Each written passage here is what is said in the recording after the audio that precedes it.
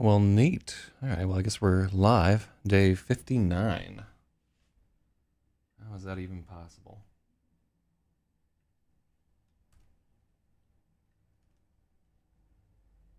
And we're at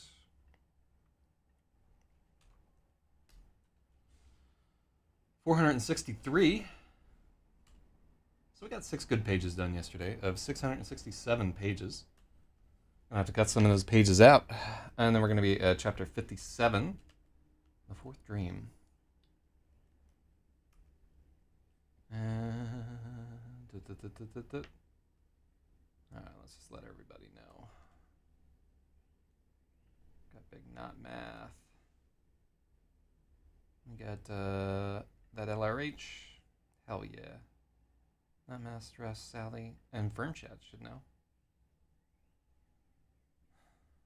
I shout out to all the people that put up with me linking this shit every single fucking day. Yeah, there are just there's some real ones right there. I don't know why they let me get away with it, but they do. All right, hold on.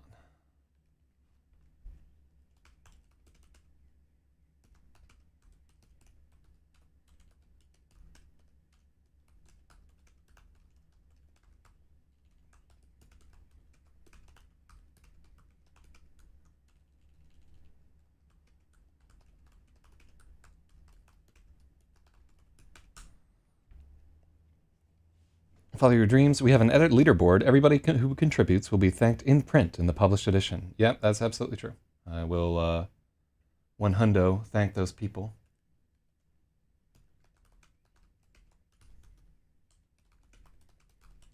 I said, editing time, y'all. Come get some.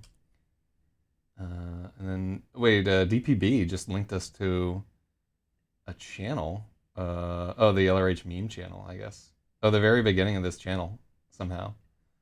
Wow, it was way back in the day. That was when I was banned from one Discord account and popped onto another one. I see somebody in the restream. Oh my god. Oh yeah, good morning there. What do we got here?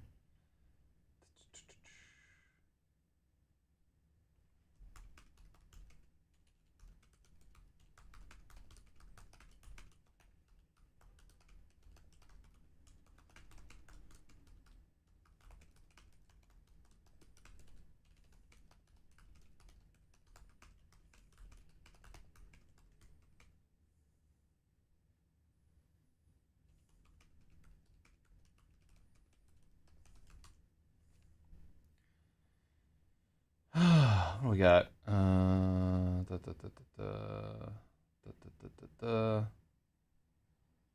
Huh.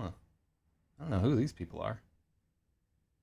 I got friend requests from a ton of people who I don't know. Let me see there. What do we got? Big Sally.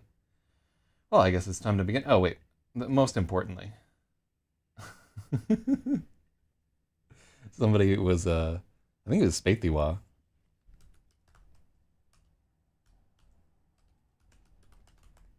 Alright, there we go. That was Mr. Orange. Yes, hello. Welcome to our chat right there. Okay, so this is day 59. Not quite 60. We'll have a big celebration on day 69. I'll just bring a clone of myself in here and y'all know the rest. But yeah, this is day 59 of editing the story right here. We're on chapter 57, so we're just a couple of chapters away from my goal of doing a chapter a day. And this is a short chapter, so potentially we could pick up some steam here.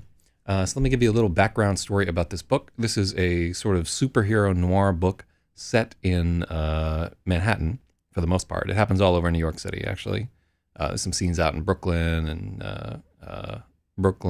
and that's pretty much just Manhattan and Brooklyn. They make fun of New Jersey and Staten Island and Queens, though. I think maybe something happens in Queens. Maybe they go out there and beat up Aunt May or something like that. No, it's so for the most part, it's a pretty dark story about a group of lovable bums or alcoholics, for the most part, who hang out at this bar called the Pits in Hell's Kitchen. And one by one, these guys start to acquire superpowers for no reason that they can tell. They didn't want them. They don't know what to do with them. and they sure don't deserve them. And that's what makes it kind of a fun story right here. So plot-wise, the dreams, this is a linear narrative, and we do it day by day. And right now, I think we're on the third or fourth. We're about to end the third day. At the end of each day is a dream, which gives us more info about the story's antagonist, Kaiser Duchance, the man in gray, who is sort of like a weird demonic figure right there. He's into some wild shit. All right, hold up. All right. 463 out of 677. We doing it, yeah. All right. So, what do we got here? So anyhow, that's the long and short of it right here. The primary characters in this are going to be Lemon Lemoyne, who is a bartender from Louisiana. He used to be a heroin addict, but ain't no more. Then we got Michael Maybe, who is just invisible. That's his only power. He's invisible, and he's 14 years old. And it's like a jack-off apocalypse there. How many chapters will it be? It's 87 chapters in the total work, though at the end, we may add some additional material, which I doubt. It's pretty long-winded already. Or we may trim a little bit. It'd be better to have it be like a round number, but I can't add chapters just because I have like a spurgy desire for things to be round numbers. I think I got one book where it's just like 100 chapters straight, and then I think Gravit is like that. But I think it wound up being like 104 or something like that. I'm not sure how I rationalized it. But yeah, they're relatively short chapters. They average between 3 and 7 pages. And the total work typeset will probably come out to be somewhere between 600 and 700 pages, depending on the font that I use and the sizing that we select and so forth. So we'll try and sell this one to publishing houses, but I don't think they'll bite. Just not really buying anything at the moment that I'm aware of. And I'm not quite woke enough for the publishing set at the moment. Although, I am just, if you want like a little background on me, I've been writing for about 20 years. I've worked in different aspects in publishing before, mostly as like tech support and a cover designer. But I have some idea of how the process works out. I go to a lot of conventions every year. I was at the Nebula Awards, the Hugo Awards last year, what is it, Worldcon, where they give out the Hugo Awards last year. Usually, when the globe is not beset by sinister viruses and bioweapons, I will head out to about 5 conventions a year, just to keep in touch with people and promote my books and get drunk with other writers, which is what conventions are all about there. So I've been working at this for a long time. While I'm not super commercially successful, because I do most of my own publishing and promoting and so forth, and I'm not very good at it, I do have some insights into what it actually takes to get promoted. On my podcast, I've had people like, what was it, Elizabeth Bear that showed up on here? Like Fran Wild and a few other, although I haven't done that podcast in a long ass time, so I don't know if I can claim credit on it there. But I'm also involved in the Brooklyn Speculative Fiction Writers, which is the largest science fiction writers group in Brooklyn. And from time to time, I'll organize readings and so forth. Suffice to say, I don't sell a lot of books at present, but I'd like to change that. And part of changing that is this new editing method where I edit on live on Twitch or on YouTube or wherever you found me. I restream to a bunch of different platforms simultaneously. And I find that getting a bunch of my online friends to help me edit lets me find a bunch of stuff I wouldn't normally be able to find. And I'm a big believer in the process of reading your entire work aloud, sounding out each line, and sort of gauging how it sounds spoken, because eventually all these have to become audiobooks, just because I believe, and there's no science behind this, but I believe that when you speak a line aloud, you engage a different part of your brain from when you just write it down initially, where generally you're not subvocalizing. Generally you're thinking about the words and the structure, not how they sound, not how an actual speaker would say them. And so this has really let me cut down on a tendency for some really unwieldy sentences that has been a characteristic of all my writing. There's Big Skip Donahue right there. Oh, he's a real one. Yeah, it's funny, like streaming to all the different platforms, we've gotten exposed to a bunch of different people. Like some people view this on Periscope. A few are on Picarto, which is largely a stream for people who are drawing, which is pretty wild. And then we've met like some of Skip's crew on Mixer. It's just like it's a crazy adventure right here. So I don't know that the fourth dream gets to stay into the book, honestly. I think we did some revisions a little bit earlier that cut out other parts of this character. The only place where you see Fat Zhang is that he was arrested by Duchance and Mason way back in day 0 or whatever. So I don't know if the reader is going to catch on that, or if this just seems like kind of a non sequitur plopped in the middle of the book. But one way or another, we're going to try and edit it, and we'll just see if the editor lets me sneak it in there. All right.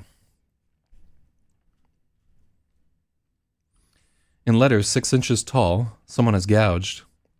The other thing that we do frequently in this book is a little strange in that it's written in present tense throughout the entirety. There are some lapses into past tense, but for the most part, we've been removing them because the book is intended to have like a very jazzy meter to it. There is a lot of there's a lot of like slang happening, and it's all meant to be narrated by the character Lemon Lemoyne, the bartender, who is patterned after a famous raconteur that I knew in New Orleans named Cheryl Lemoyne. You know, God bless his soul. He was one of the most corrupt individuals that I ever came across in all my days. Oh shit, I see Meep Sheep there. Good morning, Meep Sheep.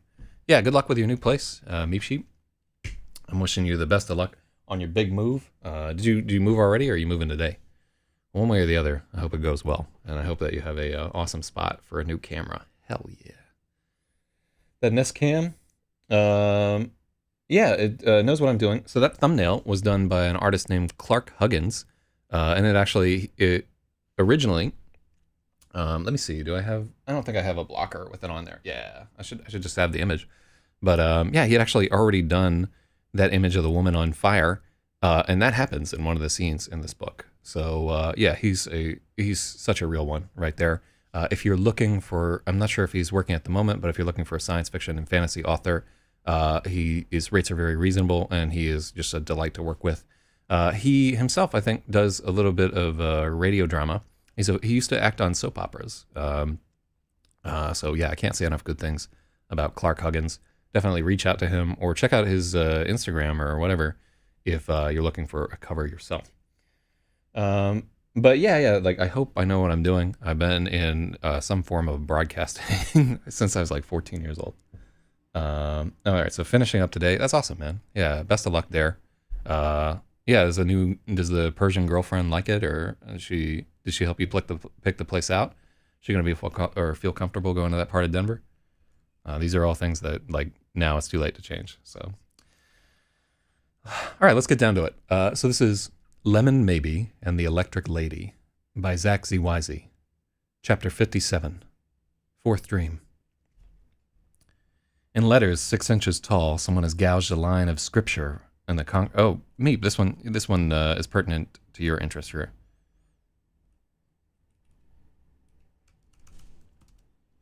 In letters 6 inches tall, someone has gouged a line of scripture into the concrete wall of Fat Zhang's cell in the tombs. 2 thieves were crucified with him, one on his left and one on his right. Okay. So, and then comment here in the book.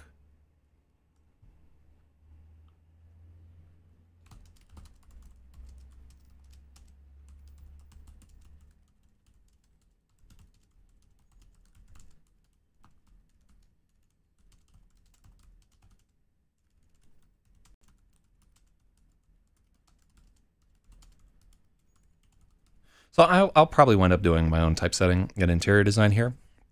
So I add, along with this, some notes about how I want the design of the book to go from time to time. And here we're just going to, this will be in like a chiseled style. And we'll probably take a picture of the actual graffiti yet. Oh, she hasn't seen it yet, but she's excited though. Cool, yeah. Well, I'm glad she's excited. That means that the mood stabilizers are wearing off a little bit. Fat Zang can't not read English? What the fuck?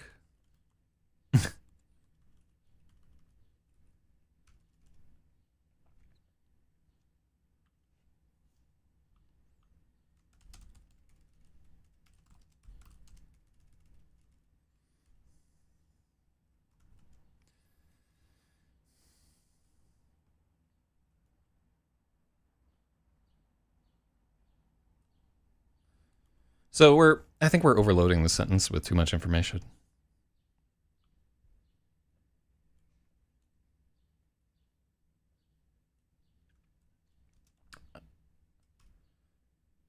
So let's try and throw the tombs back in there somewhere else, because that's the jail in Lower Manhattan is called the Tombs.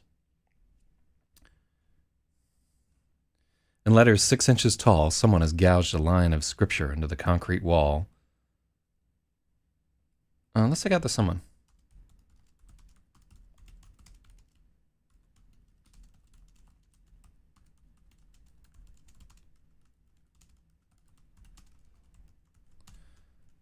Cell's not capitalized. There we go. So this is passive language, but it's a passive happening, so we get away with it. It's not a good opener for a dream chapter, though. 2 thieves were crucified with him, one on his left and one on his right. What? What book is that in? I want to say it's like Matthew or something. No, it's it's Matthew 27:38. How the fuck did I remember that? Oh, well, it pops up in like 3 different spots. Penitent thief. So Matthew 27:38. That was totally a guess, by the way. But yeah, there's a quote from Matthew 27:38. Fat Zang can't read English. I'm astonished that I had literally no biblical training whatsoever. I think I tried to read it, and then I just got to the part where everybody was begatting everybody else, and I was like, I've read better porn than this. I got out of there. But it's I might be old enough to try and read it now. It's not a book for young people, I gotta tell you.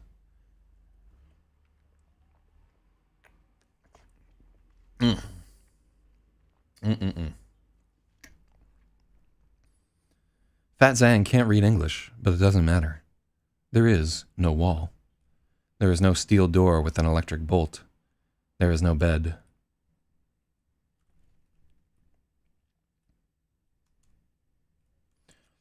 There is no steel door with an electric bolt, no bed, no combination toilet and sink. There is no prison. So this guy, just to give you some background in the story, and we should probably, he's a fake Buddhist priest, which you'll see in Manhattan from time to time.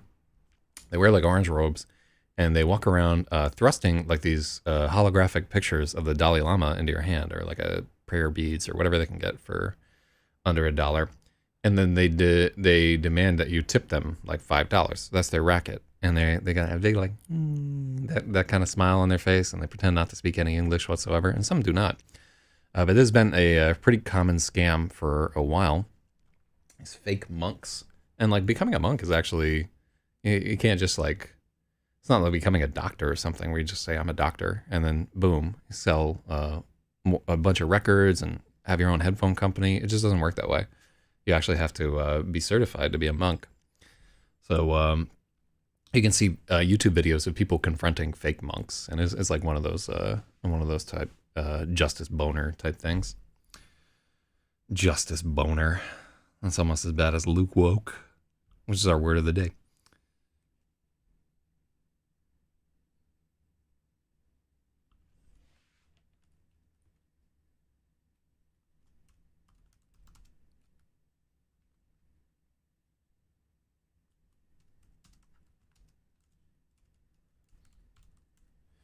Zhang's thoughts are nearly clear as he strives to slide through the dream. He aspires to walk through the wall and into freedom. Yet again, the wall denies him. His hand...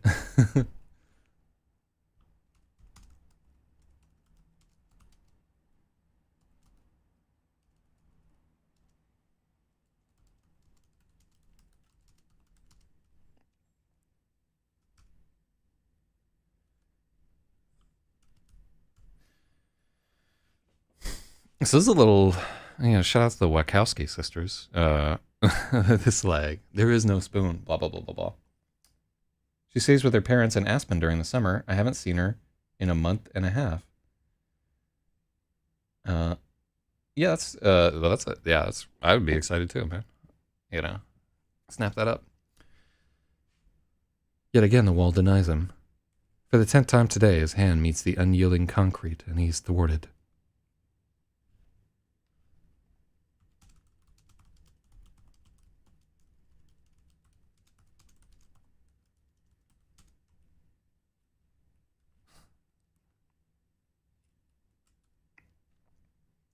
Yet again, the wall denies him. For the 10th time today, his hand meets the unyielding concrete. For the 10th time today, for the 10th time, he is thwarted. Though he might have the belly, Fat Zhang is no Buddha. He's tried this 100 times and failed every one. He sits on the floor to try again.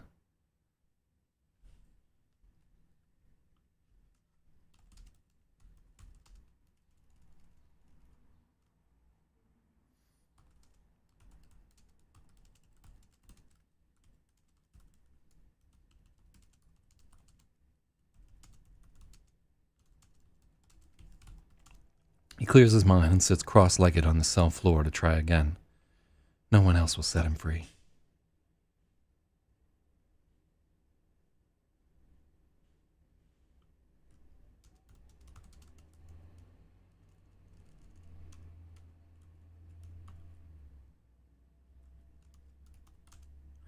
The sounds of the other prisoners in the tomb's solitary block. That's not a good line. Whew. Glad we're editing this.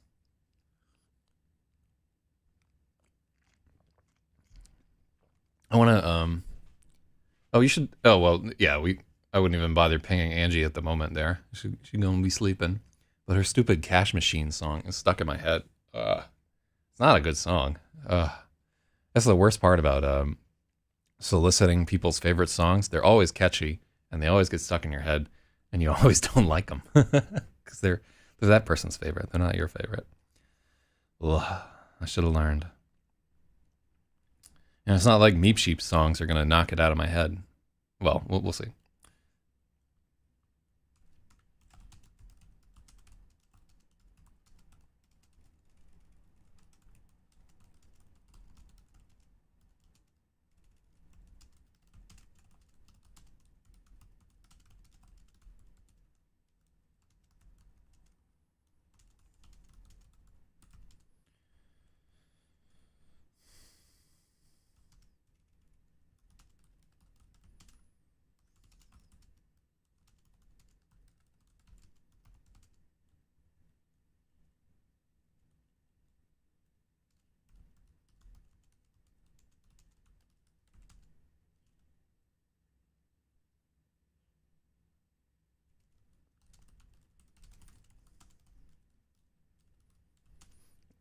But there are few guards and no answers.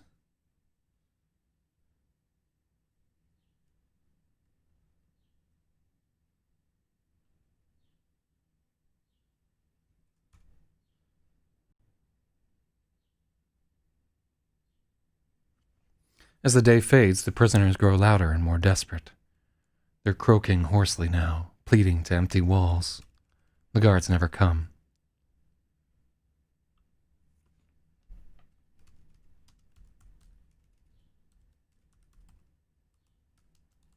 The prisoners are hungry and afraid, yet they dare not sleep. The dreams are waiting. So, what we're trying to get across with this... Hold on. Then I don't always spend... let me see. Just remove tombs. Oh, shit. There are guards. Should be... there are no guards. Let me see. Yeah, I would hang out a hot second on any chapter that looks like it's getting a serious rewrite there, because a lot of it will get changed. I don't always spend long enough. They prisoners are hungry? Yeah, I definitely wasn't gonna find that. Yeah, let's oh. Yeah, so if you're new to the stream. What? Well, that doesn't help. Wait, that's a conversation I'm having on fucking Discord. Yeah, it's because we had to do. Ooh. Oh, that actually just saved my fucking life right there. That being there. Hold on just a second. Actually, let me. Fucking Windows. There we go. Okay. So now, what do we have there? It's nothing. I think I'd already told people I was. So yeah, now you can see. So we have a leaderboard here. Every time somebody submits an edit and it gets accepted, we throw it on the leaderboard, and all these people are going to get a nice thank you in the printed book. A Horsley to Horsley and they prisoners remains on the time. Why did I Horsley? That's awful. Also, croaking Horsley is just it's bad. So the clamor in the tombs has been rising all day. The other prisoners in the solitary block cry out for food, for answers, but there are few guards and no answers. As the day fades, the prisoners grow louder and more desperate.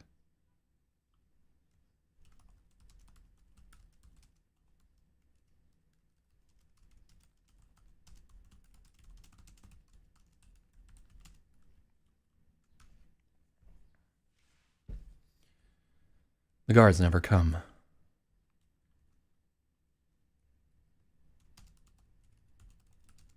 The others are hungry and afraid.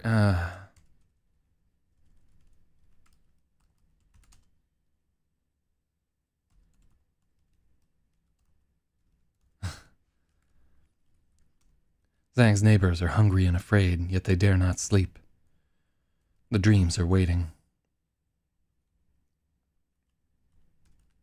Zhang has the dreams too.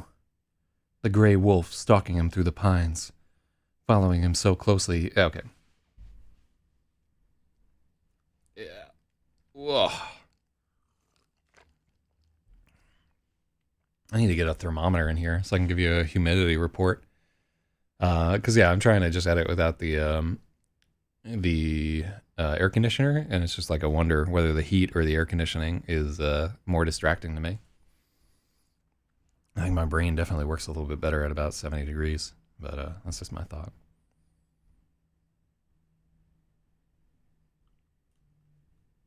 Zhang has the dreams.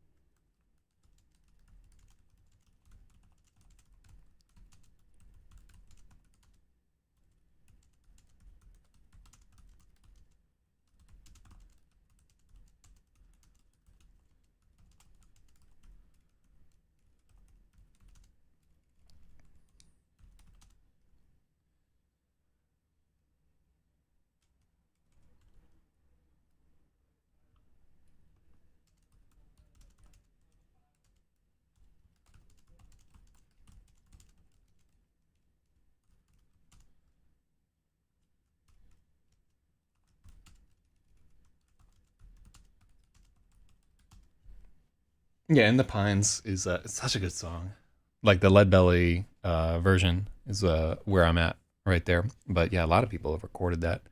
I think it was like an originally a Lead Belly song, but all those old blues guys. Yeah, it's there's some what I get.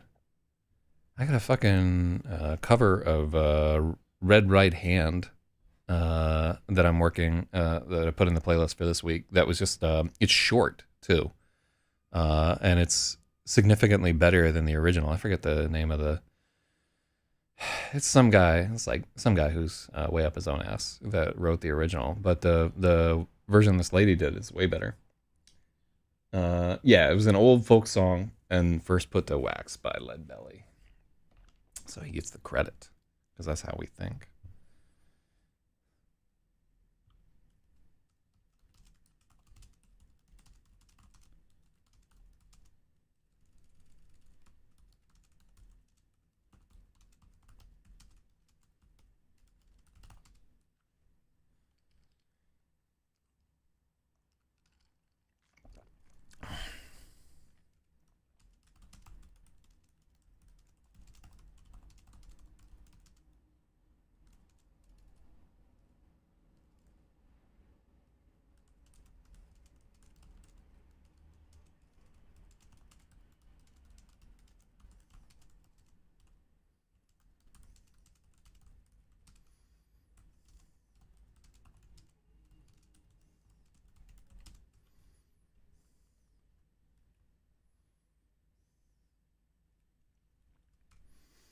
It hunts him in a dozen forms.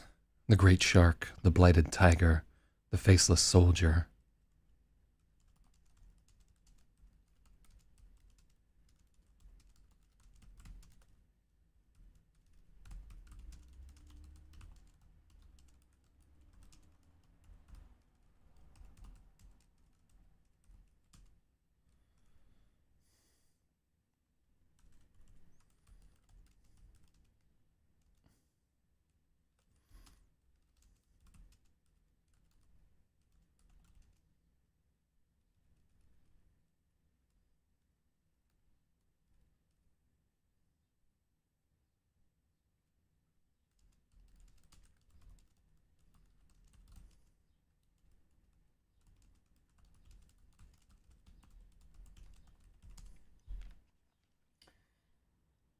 What was I reading yesterday? Well, we're waiting for our beach ball to return from the beach.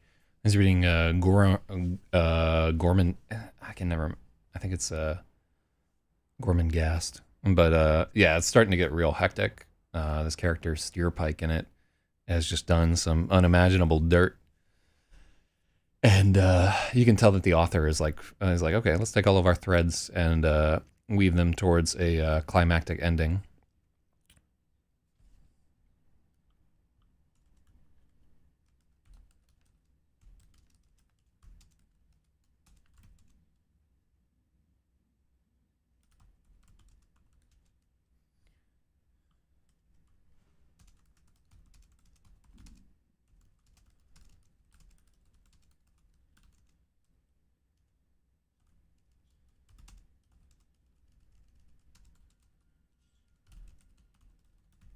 Zhang is never more than a few steps ahead of being devoured.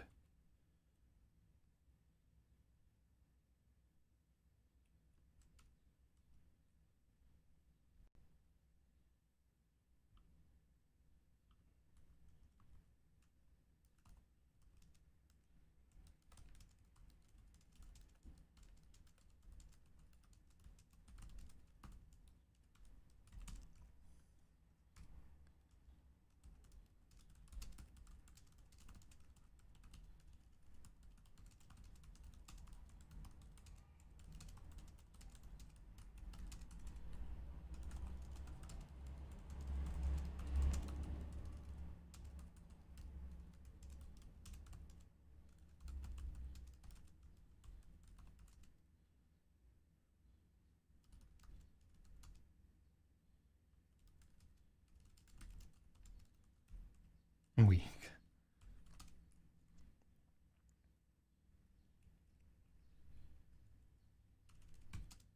When they wake, they scream out in Spanish and Polish. They curse and they weep.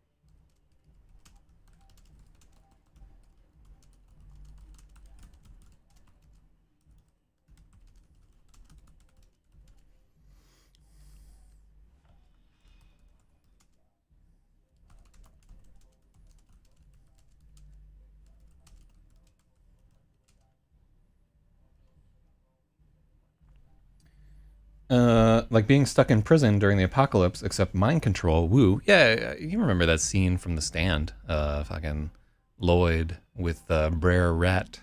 God damn. Shout out to Stephen King. He's such a real one. In The Stand. Maybe not such a real one with anything that he's written lately. Yeah, if it seems like I'm confusing a lot of my words, It's not like a brain tumor, hopefully. It's just I didn't get much sleep last night. Oh my God, the fireworks are so intense in New York City, like all night long, up until like 3 a.m., just going off constantly. It's got to be a psyop at this point. Yeah, just the frequency of the explosions and the types of fireworks that are going off, and the constant, the way that they're ramping up to the point of the night where everybody should be in REM sleep. It is definitely a psyop. So one of the things that you have to consider is that somebody is eventually going to lose their shit with these people and ram them with a car. Is my theory is that they'll run them down with a car. I myself was like thinking about just getting up on the rooftops and hitting them with a slingshot. Wait, you're having crazy fireworks also? Noise canceling headphones don't do much for fireworks. Yeah, it's percussive impacts like that. So, and just an FYI, they make fireworks in two places, Mexico and China. So, which one of these has a vested interest in slowly driving everywhere insane? But that's weird that it's happening in Hawaii. Why would they be? That's kind of. I thought, didn't Hawaii have like some kind of rule against fireworks and people just do it anyway?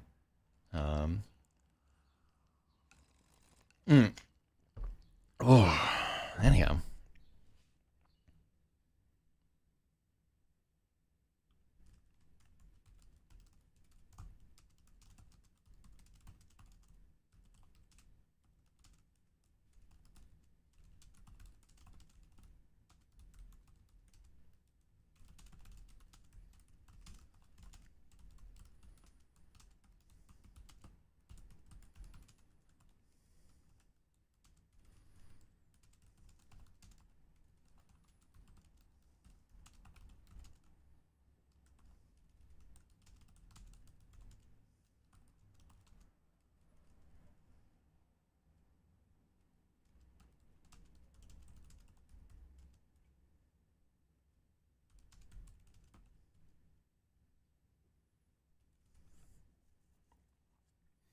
Our 4th of July has nothing compared with New Year's, and the fireworks are air exploding concussion like shit with no colors. It's extremely unusual. I have found one launch site, but I can't be sure if it was the residents or just trespassers. Yeah, man, it's they're like a weird. And then I saw um, like people running down the streets with like Roman candles and so forth. Maybe I should just hunt out what the fuck is going on. Like run these people down and get some footage of it because it ain't like anybody's sleeping. I wonder where the. It seems like it would be kind of trivial to figure out.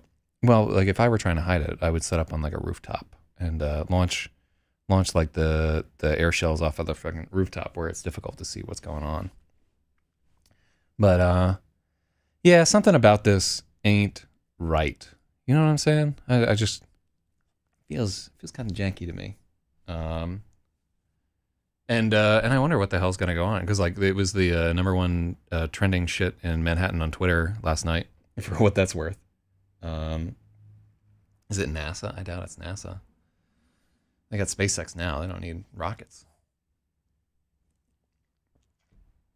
But yeah, we're gonna have a short chapter today because like my brain ain't working because I couldn't sleep. Whew. Listening to the cries in the night. Listening to the cries in the night, Fat Zhang knows the other prisoners are not so lucky. He's surrounded by real criminals, hard men who have done awful things.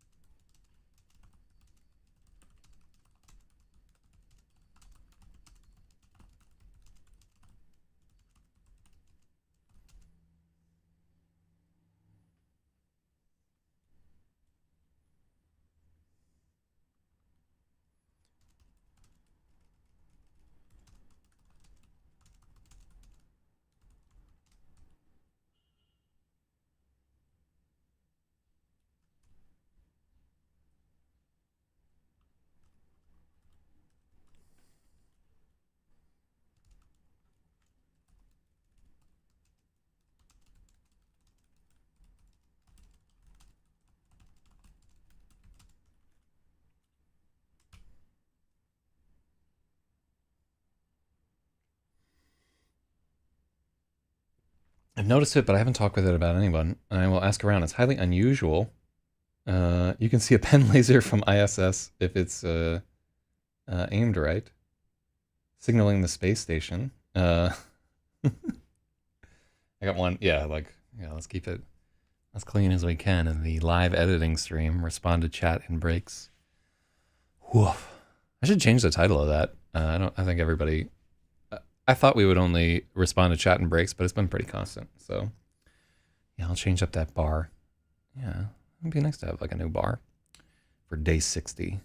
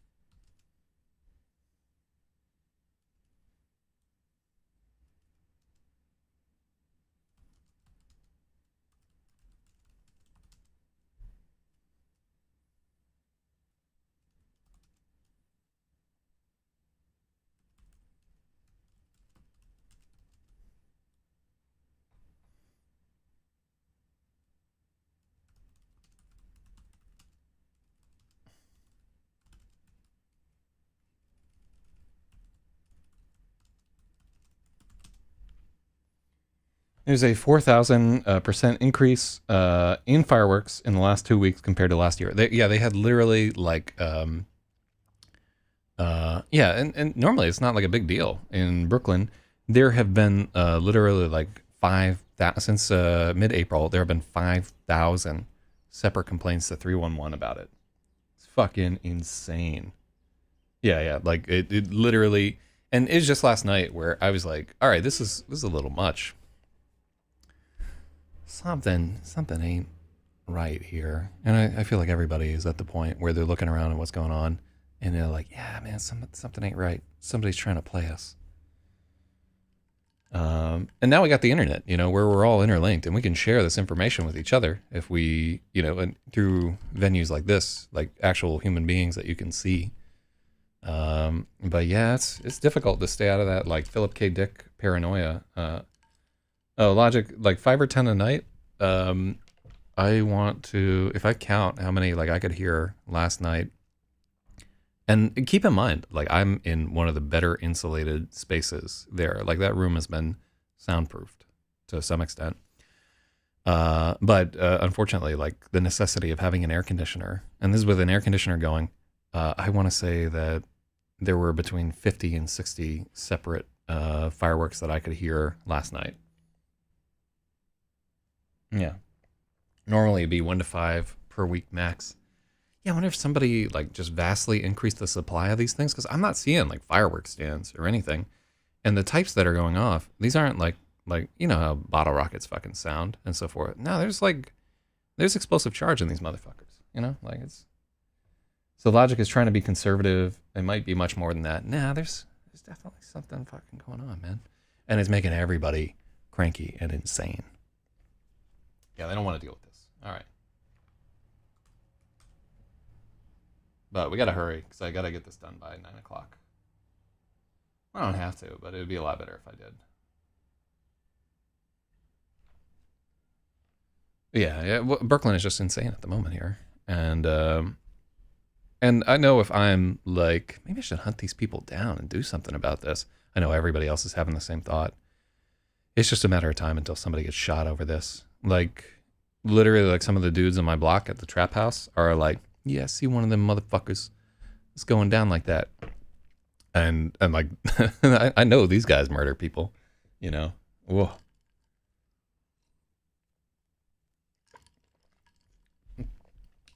Like the kind you'd expect on the ground and on the air. That is true. There are like rockets that are going off for the most part, but there's a variety of different types. Haven't been paying attention. Are you not paying attention because you're not getting any sleep?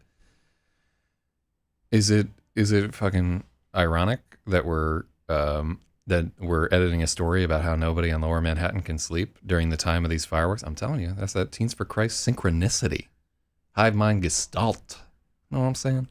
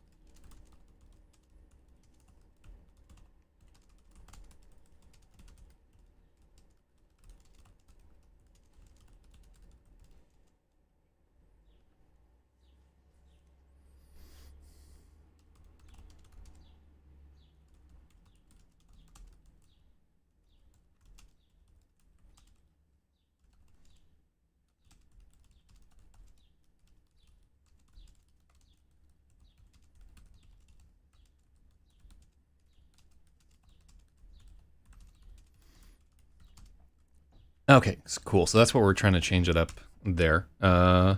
Listening to the cries in the night, Fat Zhang knows the other prisoners are not so lucky. Criminals. Hard men who have done awful things, but the dreams break them like glass. They scream and weep like children.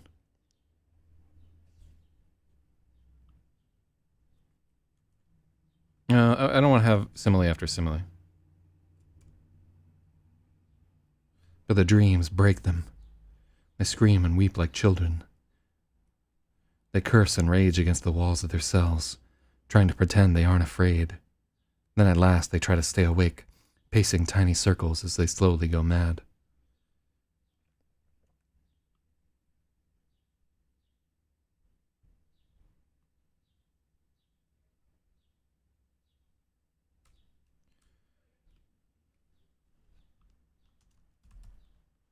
No one in this cell block speaks Mandarin except a corrupt. No one in the cell block speaks Mandarin except a crooked accountant who despises Zhang and won't talk to him. He can't get any news, but he knows that the dreams are here. The Guai is free. Nothing matters now.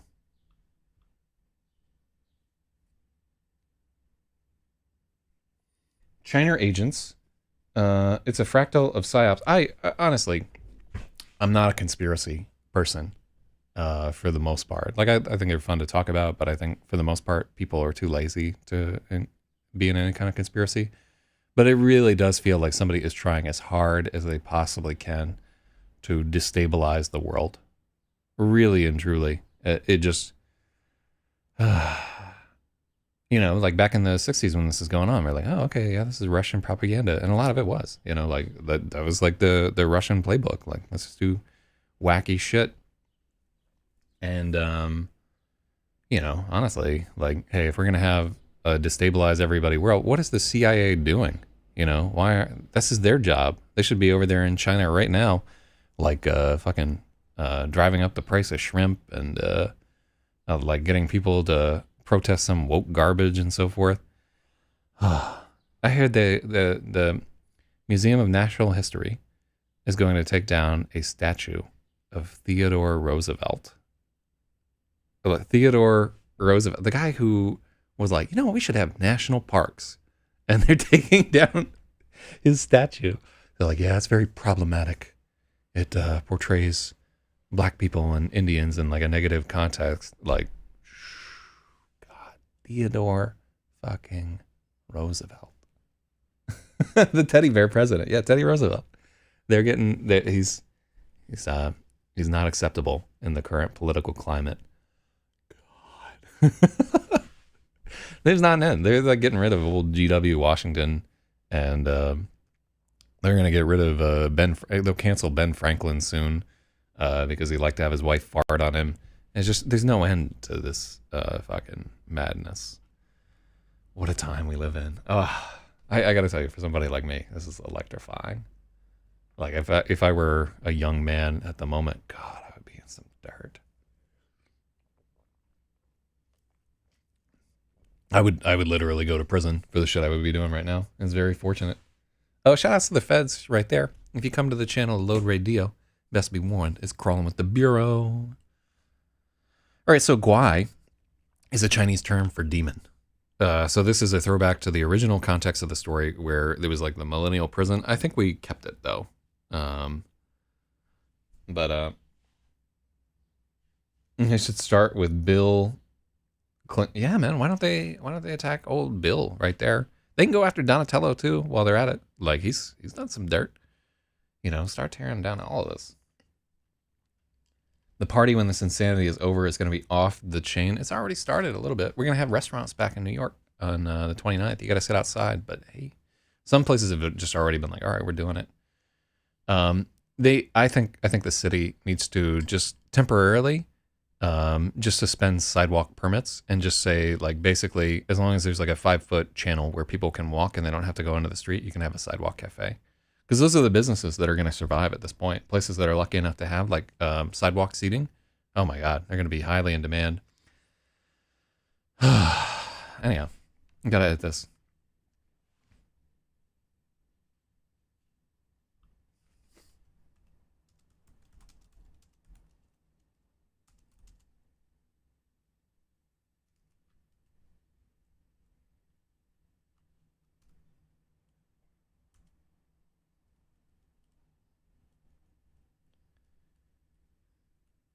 Oh yeah, yeah. We got to edit this here.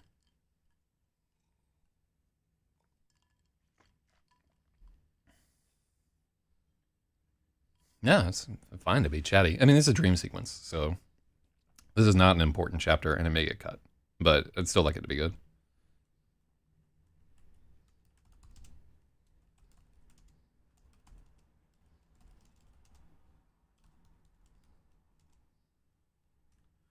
Zhang pushes back against the thoughts.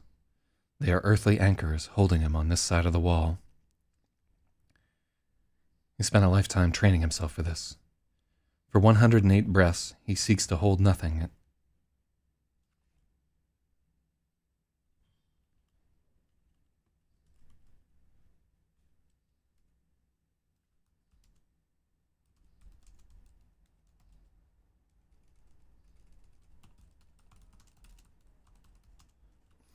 For 108 breaths, he seeks to be everywhere and nowhere, to attain an emptiness the cell block cannot hold. Yeah. Zhang pushes back against the thoughts. They are earthly anchors, holding him on this side of the wall. He spent a lifetime training himself for this. For 108 breaths, he seeks to be everywhere and nowhere, to attain an emptiness the cell cannot hold.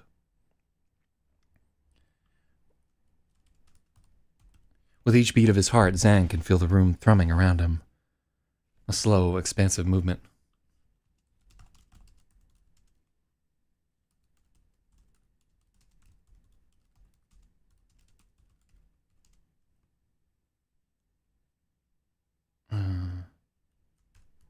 Not exaggerated.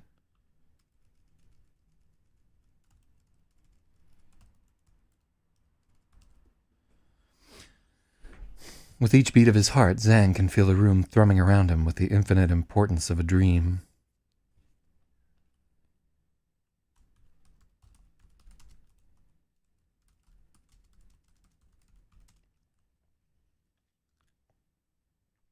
With the boundless significance of a dream. I like that better. Even here in this wretched cell, stinking of urine and surrounded by screams, this moment is perfect and beautiful. It's all so simple. Zhang reaches out his hand and slides it through the wall, as he has always been able to. Joy blossoms in his breast, but he gently resists the urge to embrace it. Perhaps there is still time.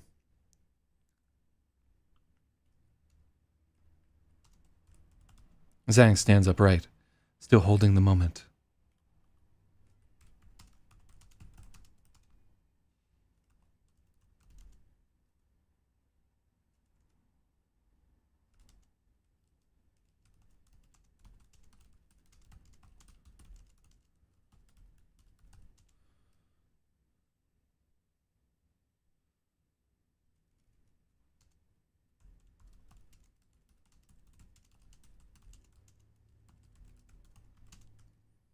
It's mine.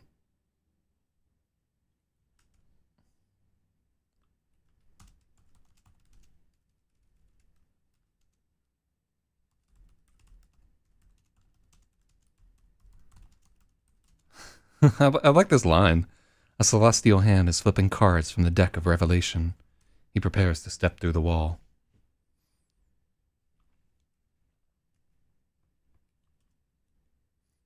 At the end of the hall, the electric lock on the door cracks open, echoing up the corridor.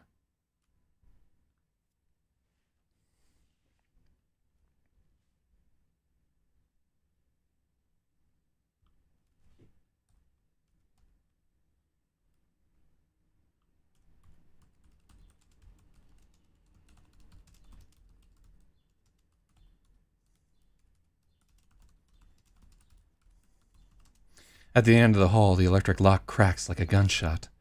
The retort echoes through the corridor. 400 years.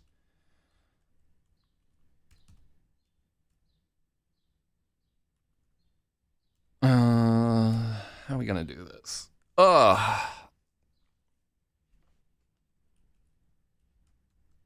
gonna do this. We're gonna do ellipses. I don't think we can bold. Yeah, I think we'll bold the text even in the finish.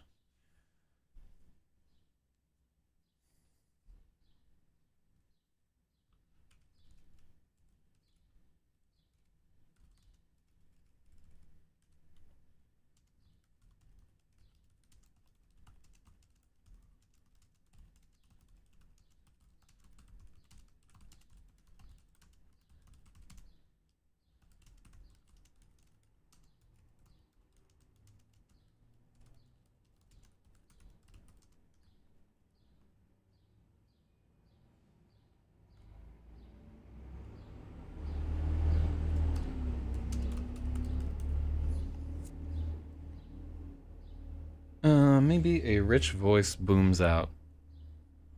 A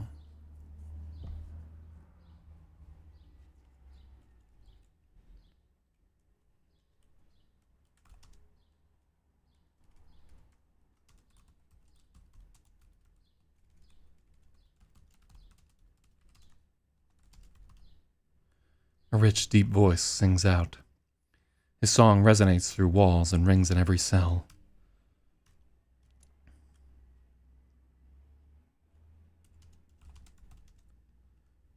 A rich, deep voice sings. The song resonates through the walls and rings in every cell. Yeah, I don't like that.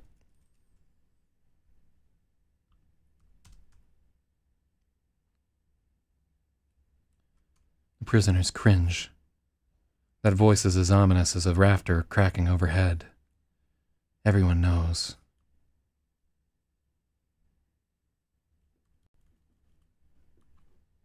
Oh, yeah.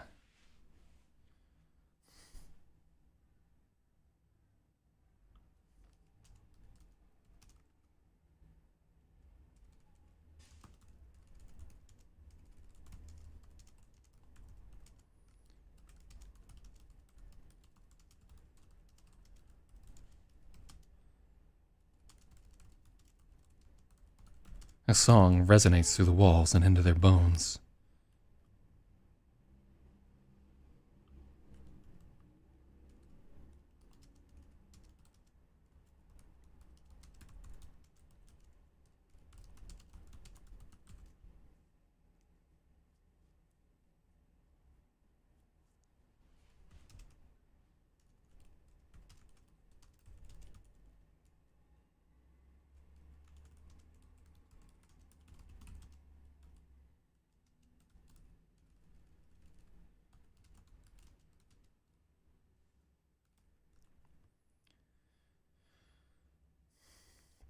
That voice is as ominous as a rafter cracking overhead. Everyone recognizes it.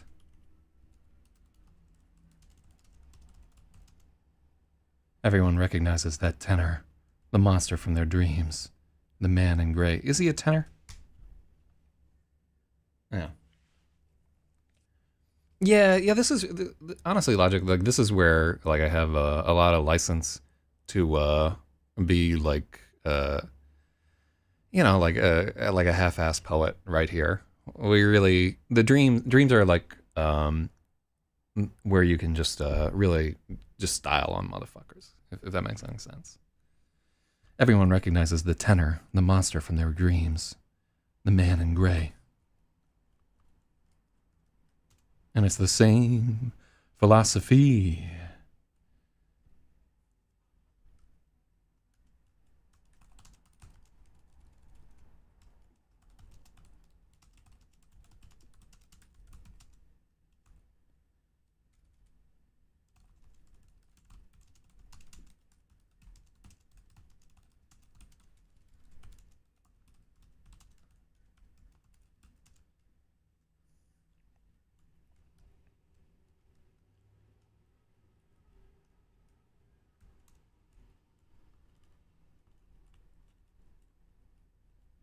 Oh, by the way, 400 Years is like one of my favorite Peter Tosh songs.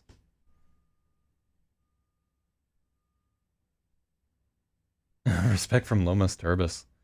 Um, I'm trying to stay in a particular narrative voice.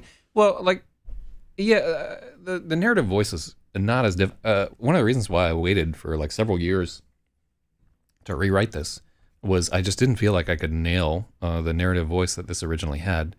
And while we're not, the new edit of this is nowhere near as jazzy as the original was, but the style is less important to me now than having like a good book that people actually read.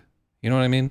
So we've curtailed some of what I see as like very stylistic excesses that are totally reasonable for a younger writer to make, and just focusing like a lot more on sort of telling a good story and having approachable characters and like a bunch of just tricks that I've learned over time. But at the same point, I feel absolutely we're able to like capture the spirit of that original ideal and just get real low down with it. Hell yeah. I said it's 400 years and the people, they still can't see.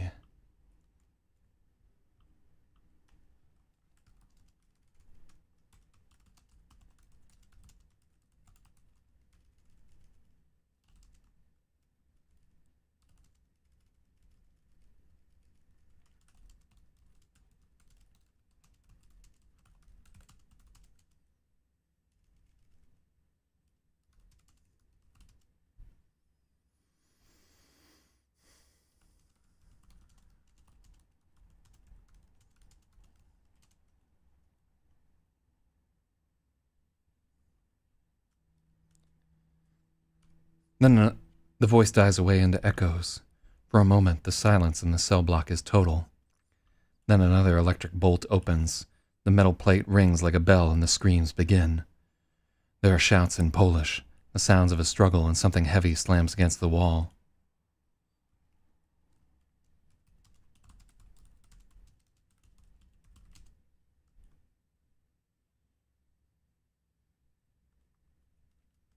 Something heavy slams against the wall, hard enough that Zang can feel the vibration of it in his bare feet. There's no more Polish, only screams from the other cells. Why do they fight against the poor youth? Why do they fight against the poor youth of today? And the people, they still can't. Where they shouldn't.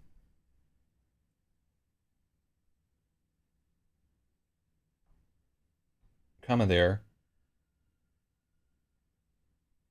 I think these are direct lyrics. Yeah, hold on.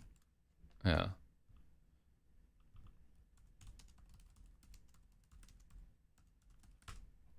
Bob Marley. What? Maybe Peter Tosh just covered this shit. Oh, Lord.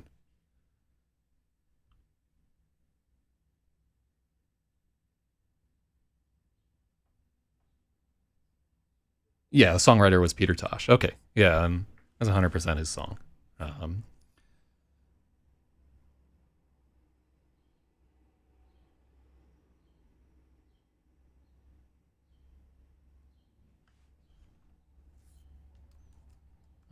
Let's take a look.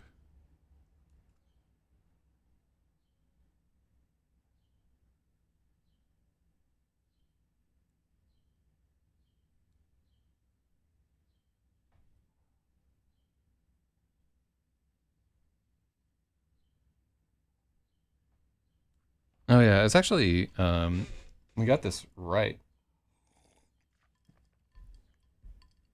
Screams begin. I think you're probably right there. I'm gonna give you a point without even looking at.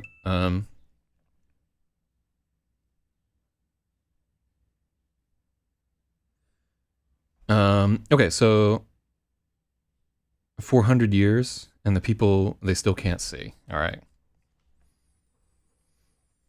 There's no comma there. They're in the actual song. Whoa, whoa, whoa, whoa, still can't see.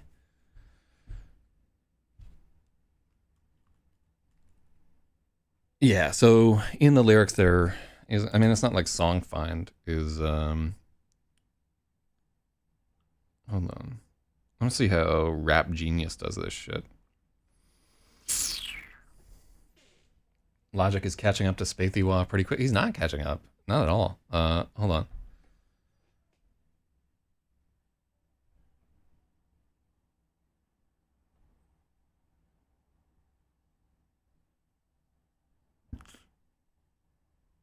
Yeah. So that's just the Whalers version. I think we're fine. I don't think we want to break that into two lines. The screams began. Oh yeah, that's a good edit right there. Begoin. Let's take a look at our leaderboard right here. So 114 to 207. Well, you got to keep in mind, it becomes increasingly harder for Spathywah to have double the number of edits that Logic has, because he has to edit at twice the rate. Can't catch Big Red. Spathywah says, please catch up there.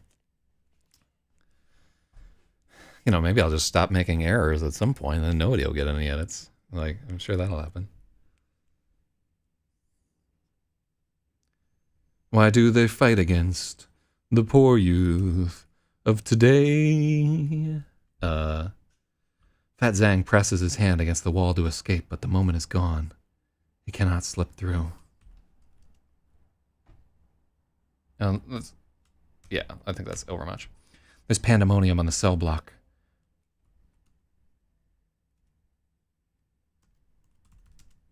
The other inmates are hooting and screaming, howling like apes. Some are set free.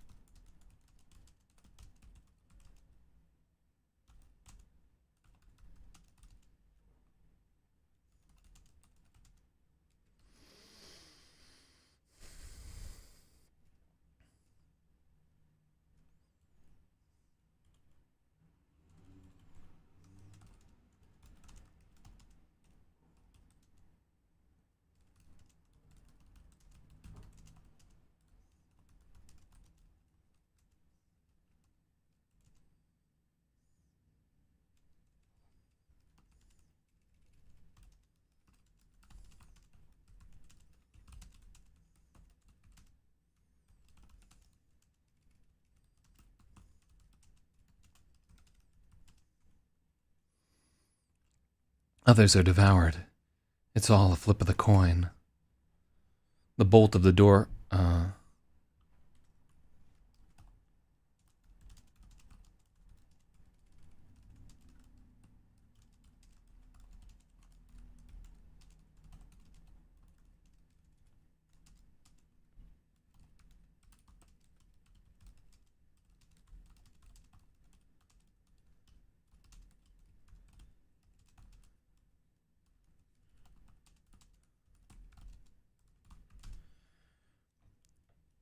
the bolt of the cell next to Zhang's cracks open.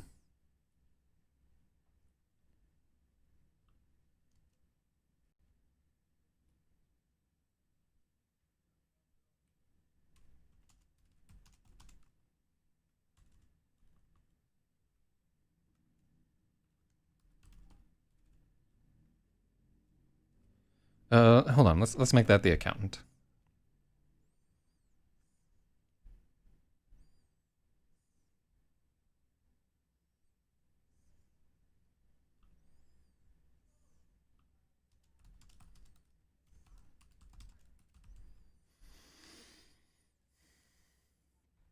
They hoop and race.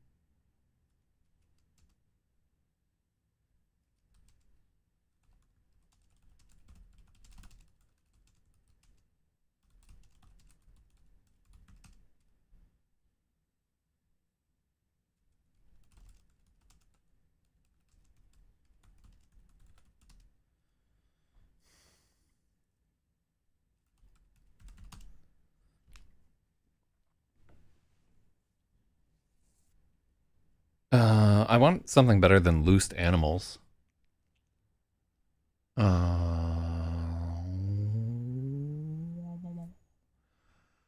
Loosed animals.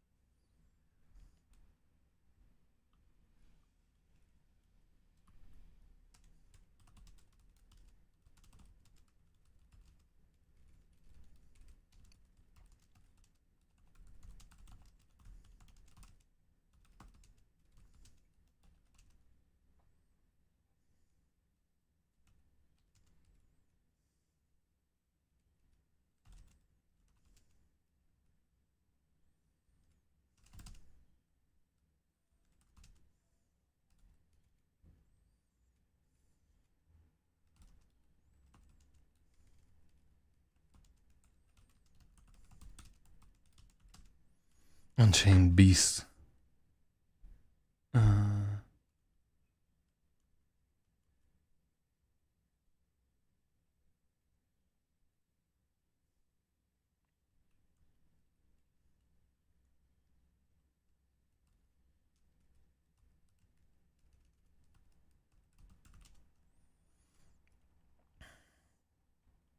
They whoop with delight and race away, unchained.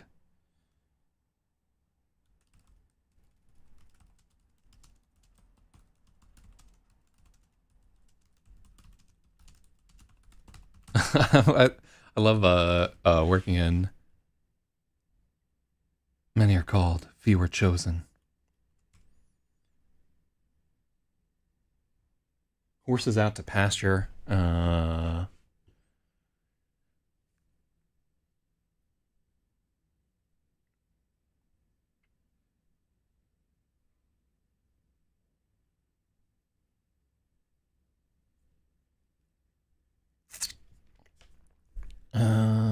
Yeah, I'm trying to think if there's like a specific animal that would particularly fit here. Because, like, yeah, dogs that get free are just like wilding out. They're just like rolling out of there. Um, or like you picture like they release a cheetah and it just fucking bolts. But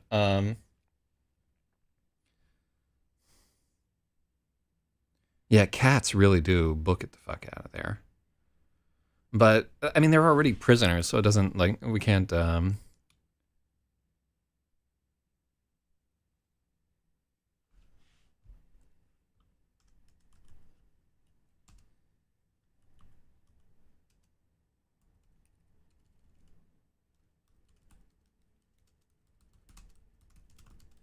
Yeah, that doesn't quite track.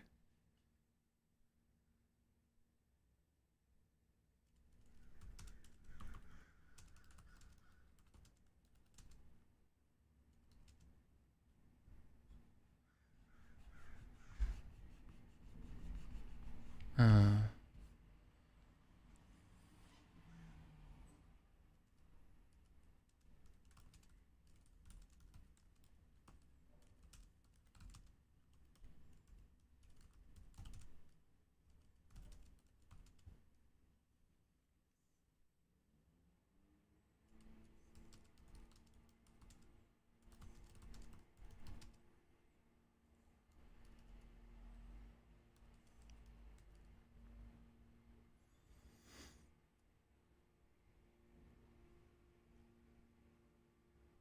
yeah, rats and ferrets. Yeah, they're ready to get the fuck out.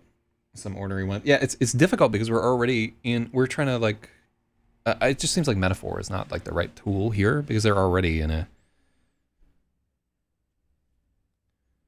Yeah.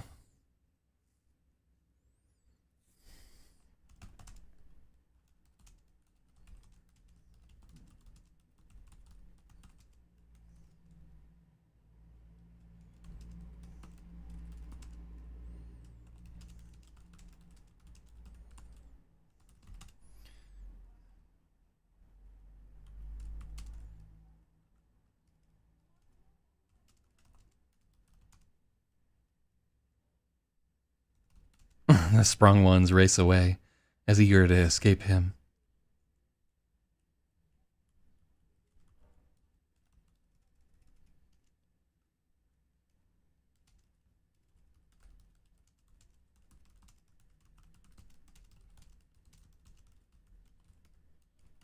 We can't call him to chance here.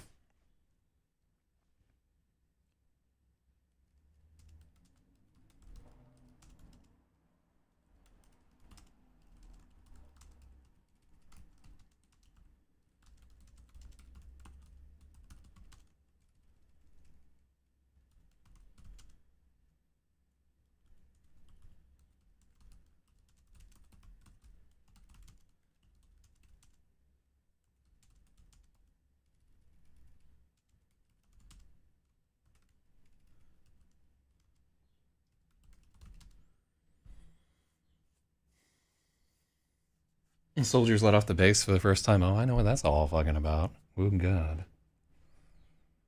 so much VD in the wake of that shit.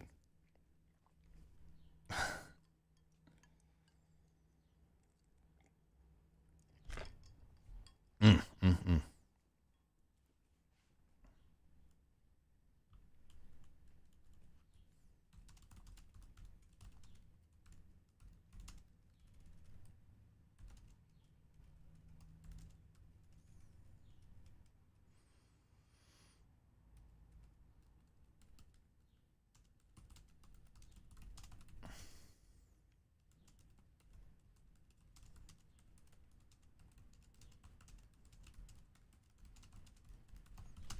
Ooh, I like that.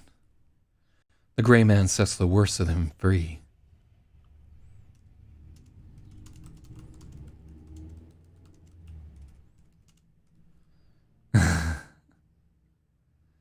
The gray man sets the worst of them free, and they race away, as desperate to escape him as they are to escape the prison. Yeah.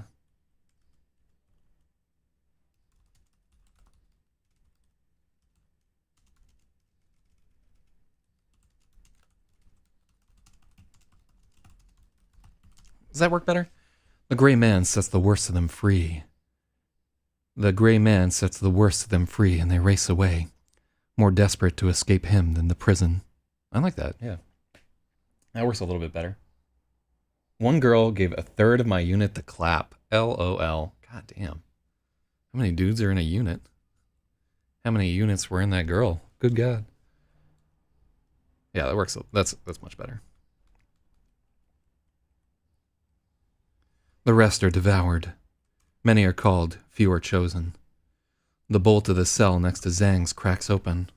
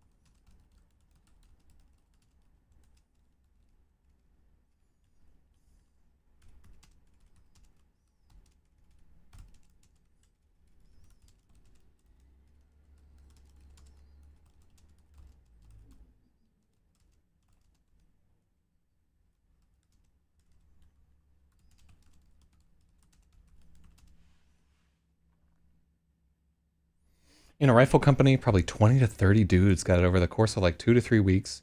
They notified the wives too. It was crazy. Blonde Polish girl, super spreading for America. Yeah, she's definitely spreading. I mean, shout out to that girl for giving it up to all those dudes and not wrapping that shit up in the slightest.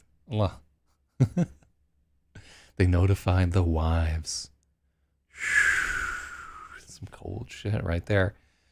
But I mean, what else is it going to be? The guy like trying to convince his wife why she has to take antibiotics for his UTI? uh, and I mean, what are you going to do? Say no? Like this hot blonde girl was like, hey, want to fuck me? Yeah, you don't even need a rubber. Yeah, anybody who tells you that that, oh, you don't have to wear a condom. I have never had somebody utter those words where I went for it, because that's like the number one sign. Like, definitely wrap that shit up, man. I have never regretted the decision to protect myself after somebody has said those words. Oh, say no, I'm married. I think I just met her, says Jira. No, but yeah, like I'm not the most prophylactic of individuals, but as soon as I hear those words, I'm like, I'm not falling for that one, lady. Whew. Super hot blonde, taking it anywhere and everywhere. I was playing PS2 in the common room, and one of my buddies nailed her in the windowsill. Yeah, like for a while, there were like a bunch of bases where like fucking everybody was infected. Because I think, I'm not going to stereotype right here, but I met very few women in the military that did not have significant daddy issues or other mental issues that had led them to choose a career in the military. The military adds considerable stress, like almost an inhuman level of stress, more than anyone should have to take. And it's one of the reasons why I've frequently argued that transgender people should not join the military, because I think that level of stress, coupled with the factor of trying to deal with, like in cases of legitimate gender dysphoria, yo, man, just don't do that to yourself. I don't think almost anybody should be in the military. It's a horrible and unnatural environment for just about everybody. It really is like a terrible, soul-crushing way to live. And if you're already fucking a little bit crazy, and let's face it, like, I'm not trying to, there are a lot of trans people in our chat, and we're friends with them and everything like that. But let's just admit, it's a little bit crazy. You know what I'm saying? In the same way that, I'm a little bit crazy because I couldn't fucking hack it either. It's a little insane. You know what I'm saying? Local Polish girl living in Germany and 10,000% daddy issues.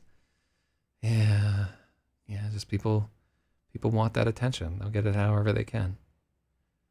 But anyhow, yeah, I argued that point when we were having the whole where Donatello was talking about the ban, and I caught a lot of flack from that. In fact, I think it's one of the reasons why I lost. I just stopped doing the podcast because people were just like, I can't hang out with this transphobe.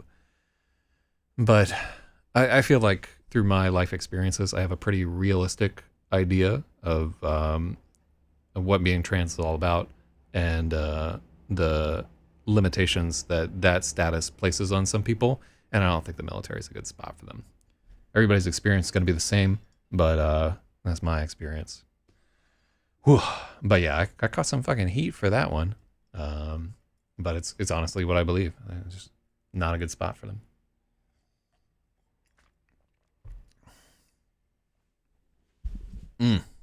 But you could take my same argument and it seems like I'm in the wrong anyhow, because like the military is just like, fuck it, we'll just integrate these people. We'll chop their dicks off if we gotta. And like, people made very similar arguments to the one that I just made about gays in the military. And, it's not like we haven't had the Navy for hundreds of years. There have been like entire branches of the military that have been 100% gay for the longest time. So I don't know, maybe we'll have like an entirely trans branch of the military. That could be the Space Force. So while we're talking about super offensive trans people things, so I've heard that coronavirus specifically hurts people with significant androgens worse, right? Like people with high levels of testosterone, like bald men, are said to suffer significantly worse and have worse outcomes and be more likely to wind up on a respirator. So, if you are trans and are actively taking anti-androgens like finasteride, etc., does that improve your outcome in a case of the coronavirus? it seems like that might work out there. Could we save lives by feminizing more of our population? These are the things that I think about late at night when fireworks are constantly exploding. So Logic says I have the same opinion also with women in the infantry or co-ed infantry units. Yeah, it's so fucked up, man. Like, it's just like begging to have a certain percentage of rape cases. Like rape in Iraq and Afghanistan was just like fucking endemic. And then you had leadership trying to cover up that shit. And it's just, you know, like for thousands of years, we have had like this idea that, yeah, we don't have co-ed infantry units because men are fucking dogs. And like suddenly this stopped happening for the most part. I don't know how it works out in Israel, because Israel is like an example of a spot where just by necessity, like I think all their units are integrated. And I've met like a lot of hot Israeli soldier women, and they seemed all right. But but yeah, always interesting to hear, like, because Logic's an actual soldier, is my understanding. So his opinion on women in infantry has merit and so forth. I mean, I liked a lot of the women that I served with. Like, they were super smart, crazy as fuck. Yeah, quite a few that I thought were really, really like smart people that like kind of were good friends. So Israel is looking at deintegrating their forces. Wild. Yeah, that's an interesting one right there. Shout out to Lomas Turbis right there.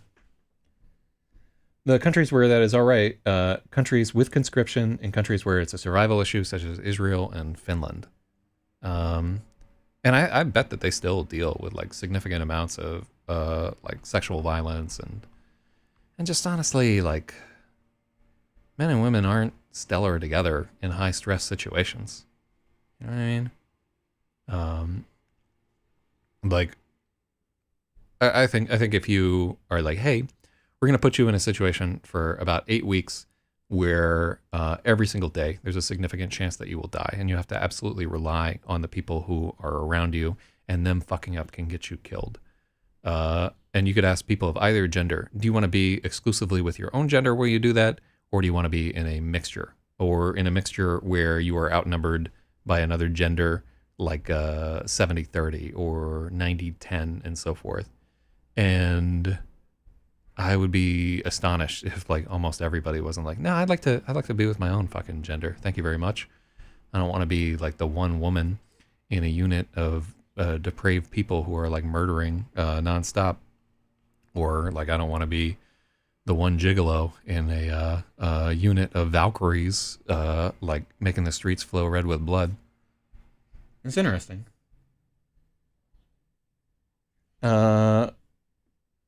So Jiro says at some point you just get tired of guys getting themselves killed to save women who are already far gone. So the Marines did in fact study this. They found that integrated units had significantly higher rates of sick call from VD and lower combat effectiveness. Yeah, I talked about this once. I did a LARP.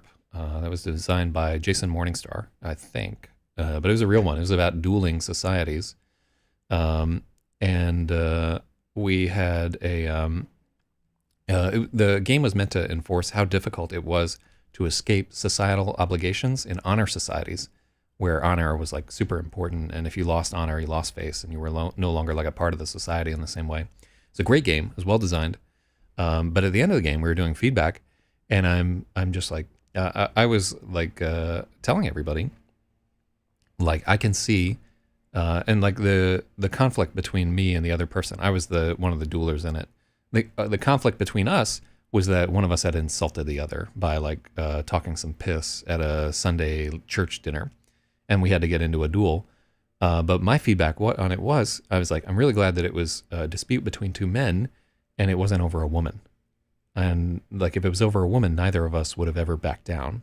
Like if her honor had been impugned or something like that. And everybody there was like aghast that I would indicate that there was any difference between men and women at all, because there was that kind of party there. But I truly believe that, like, men react very irrationally when they are protecting women and children. And there's something to that, like that whole like Titanic, women and children first, and so forth. That shit is like hard coded into us. So I could see people in combat making significant mistakes, especially like, listen, if like somebody, if you only have like 3 women in your unit, and those guys are like deployed far off and wherever, about half of those guys are going to be in love with that woman. You know what I mean? Like, even though they're filthy and together and so forth, they can't help it. You know, they're going to have like some kind of gay crush on her, like in her icky vagina. Ugh. Um, so Cam the Cam Man Can says, when he say, oh yeah, so Logic, I'm thinking about setting up some games of another game designed by this guy called Fiasco, which is basically, it's like an RPG, which you can play pretty easily over like video conferencing and so forth. But it's basically designed to mimic the story arc of Coen Brothers stories. And everybody starts off the game, they build relationships with the other players to the left and right of them, and set up goals and a secret that each of them knows, and it's in a bunch of acts. And like one of the acts is like everything fucking falls apart. Really, really good. Anyhow, let's get to the end of this chapter. I just went on like a whole tear of talking about very problematic shit right there, but also things that are interesting to me. So.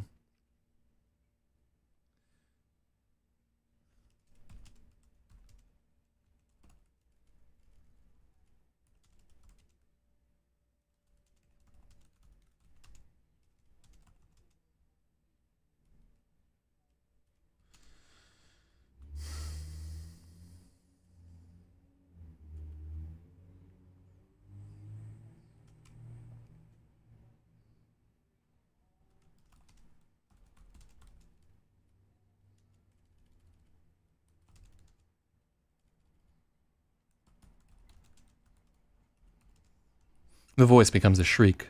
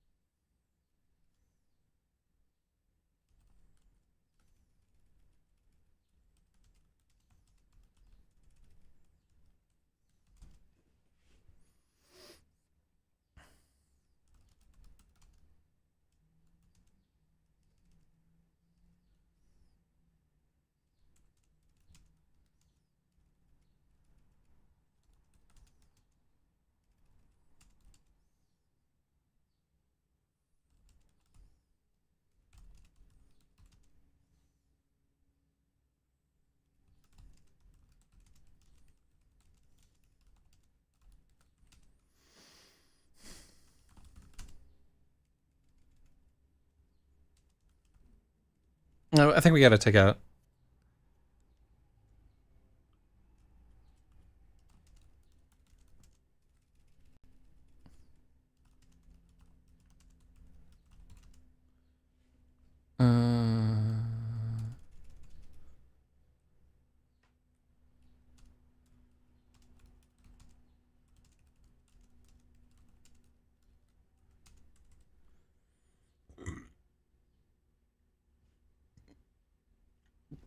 Give Logic something there. It makes it.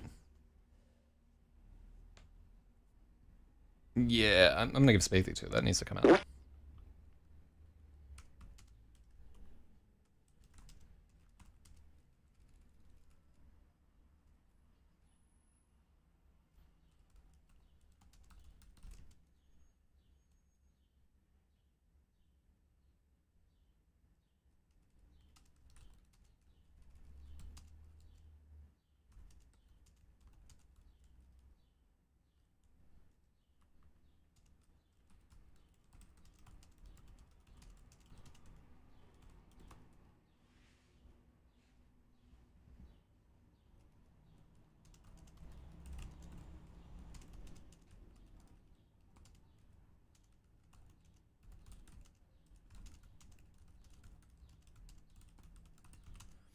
For the first time, the pleading is in a language Zhang knows.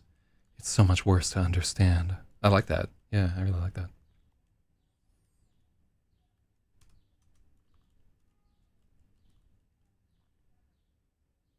Do you think Midnight Farts is trending in Honolulu? Ugh, I mean, I gave him a choice.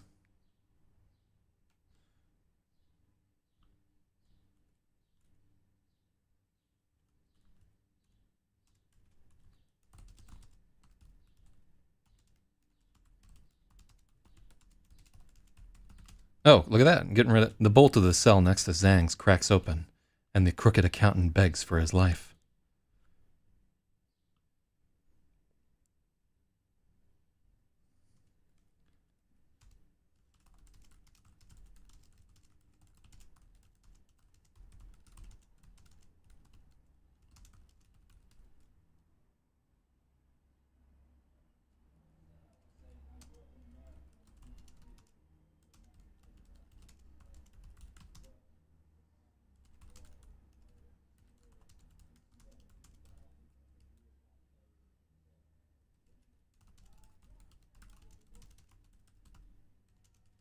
The understanding is a burden.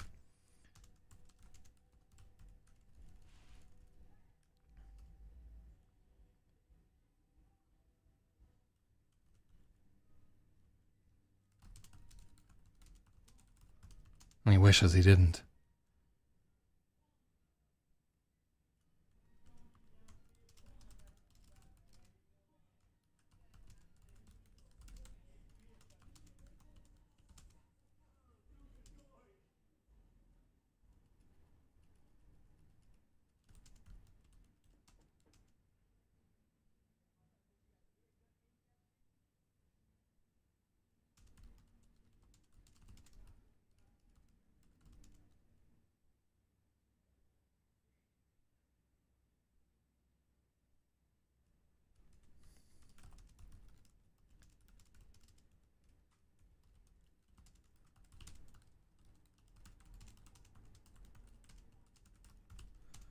The pleading is in a language Zhang understands, and he wishes he didn't.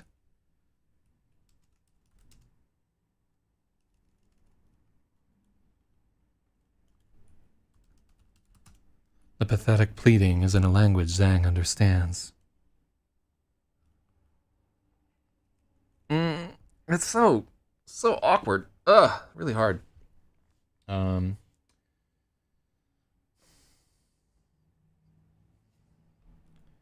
This should be another paragraph.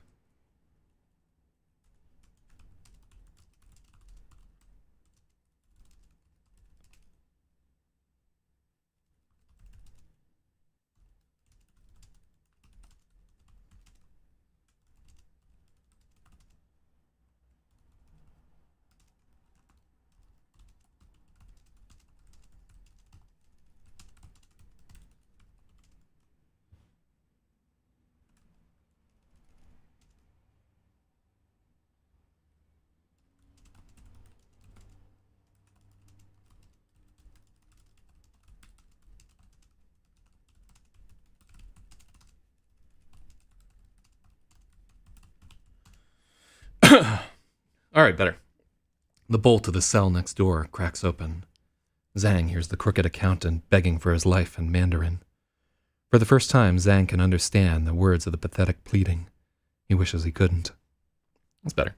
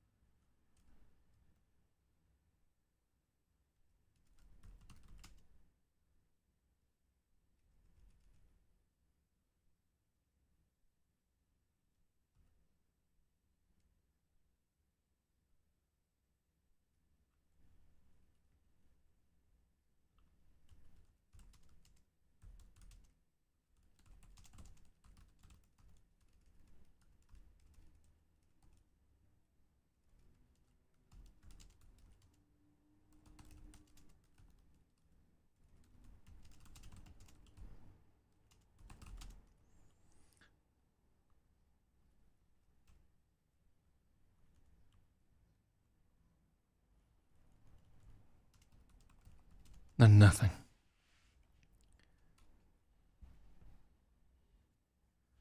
And without these youths, they would be gone. Ascend or die.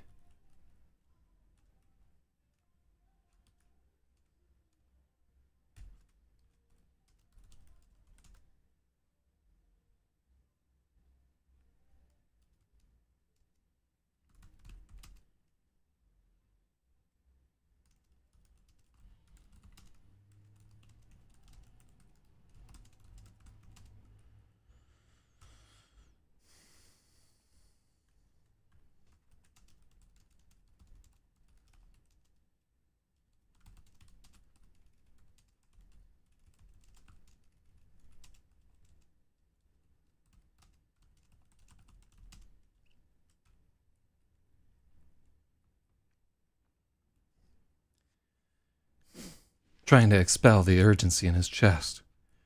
Whether he escapes into the cells next...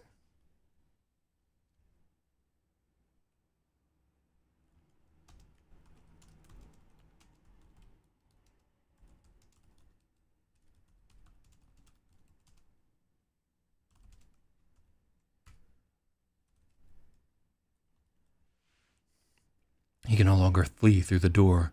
The Gwai will get him.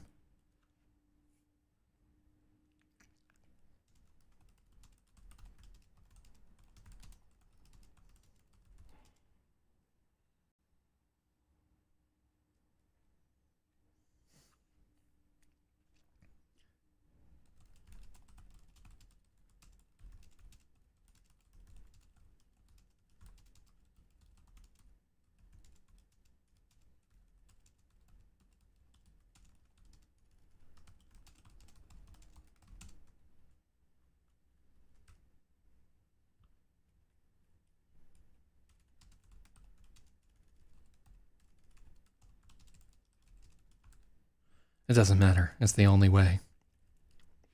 With a thunderous crack, the electric bolt on his door shoots open.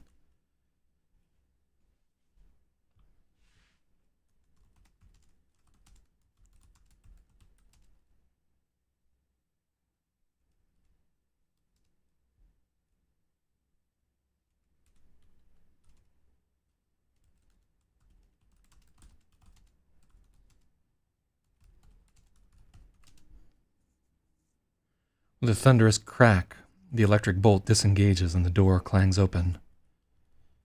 The man in gray stands in the hallway, his grin a slash of pure white.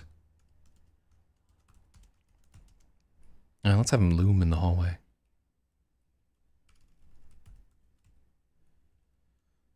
The man in gray looms in the hallway. His grin is a slash of pure white. His face is cast into shadow by the brim of his hat.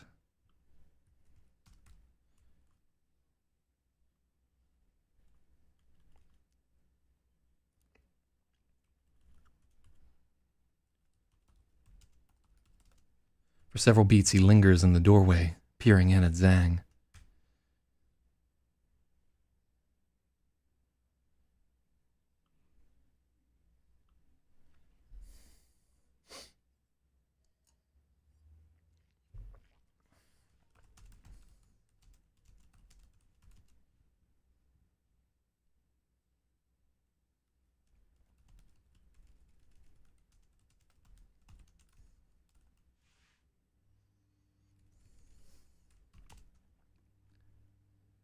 His eyes never blink. He sniffs at the air.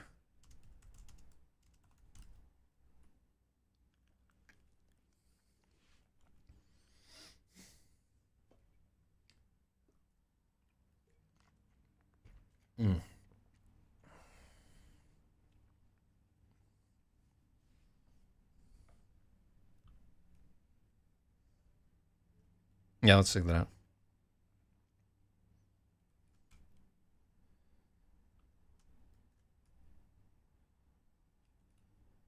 Okay.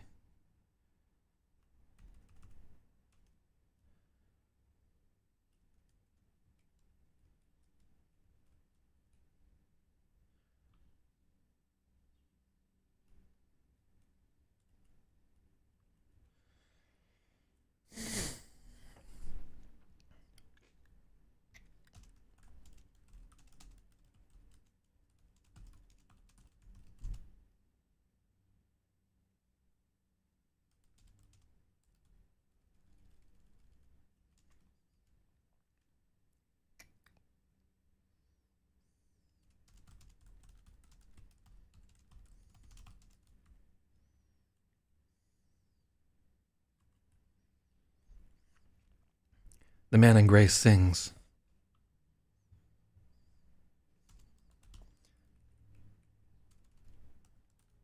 The man in gray sings out, his vicious smile at odds with the doom in his eyes.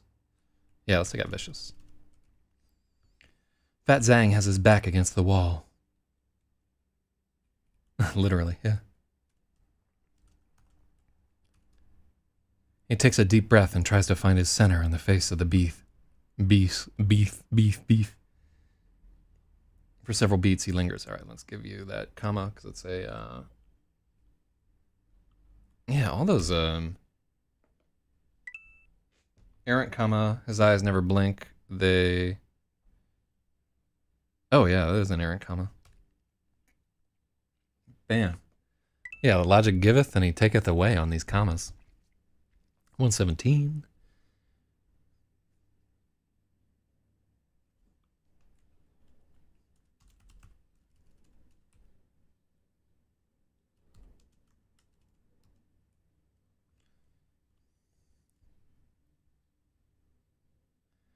The gray man takes another step forward and Zhang stares at his eyes.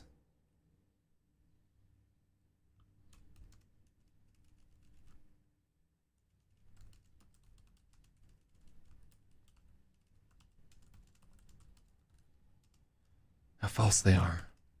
The gray one, armored in molten lead, and this illusion of a policeman.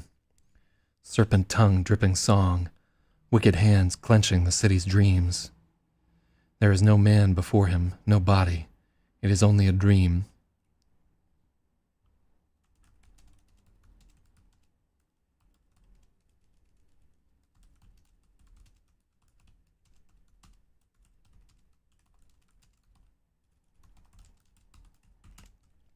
It is only a dream like the wall at his back. Capturing the moment, Fat Zhang leans back, freeing himself from the world.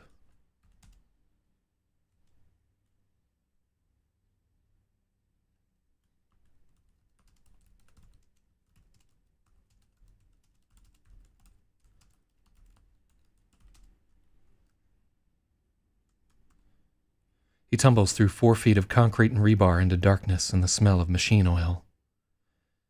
It is 15 stories down to the bottom of the elevator shaft, and try as he might, Zhang cannot reach Nirvana before he crashes. Boom! Boom. That's the end of Fat Zhang. Let's read through this last 3 chapters, 3 paragraphs. With a thunderous clack, the electric bolt disengages and the door clangs open. The man in gray looms in the hallway. His grin is a slash of pure white, and his face is cast into shadow by the brim of his hat. For several beats, he lingers in the doorway, peering in at Zhang. He takes a single step into the cell and pauses again, sniffing the air. His eyes never blink. They all but glow with malice. All gone astray, the man in gray sings out, his smile at odds with the doom in his eyes. Fat Zhang has his back against the wall. He takes a deep breath and tries to find his center in the face of the beast. The gray man takes another step forward. Zhang is caught in his eyes. How false they are. The gray one, armored in molten lead in this illusion of a policeman. Serpent tongue dripping song, wicked hands clenching the city's dreams. This is no man standing before Zhang. This is only a dream like the wall at his back. Capturing the moment, Fat Zhang frees himself from the world and leans backward. He tumbles through 4 feet of concrete and rebar into darkness and the smell of machine oil. It's 15 stories down to the bottom of the elevator shaft, and try as he might, Zhang cannot reach Nirvana before he crashes. Boom.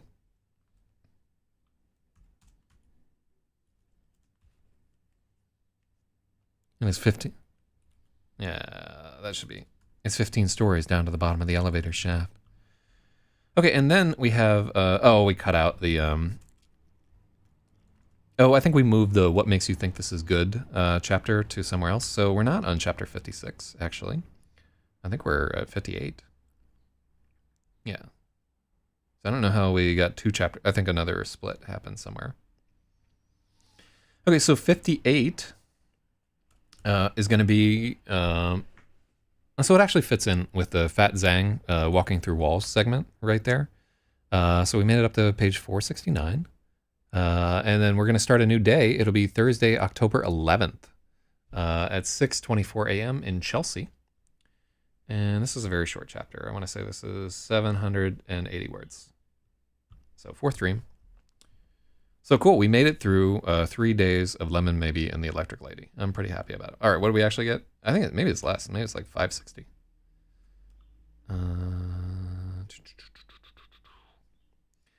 But yeah, so, wow, it's 1,200 words. Okay, cool. So it's longer than I thought, which is about 1,200 and 1,500 seems to be like our average chapter length.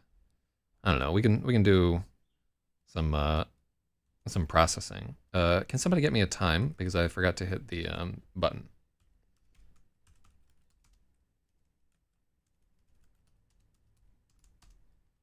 I need to cut one page. I'm working on it. Yeah, we'll format it so it's 11:59. All right, I'll get it myself. Hold up.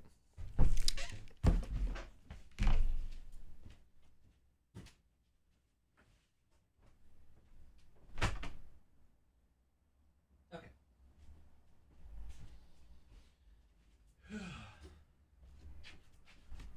Yep. All right, I realized that I did not give Elagico enough time to give, because it's like a 30-second lag. So I'm gonna just give him the point anyway. 2 hours.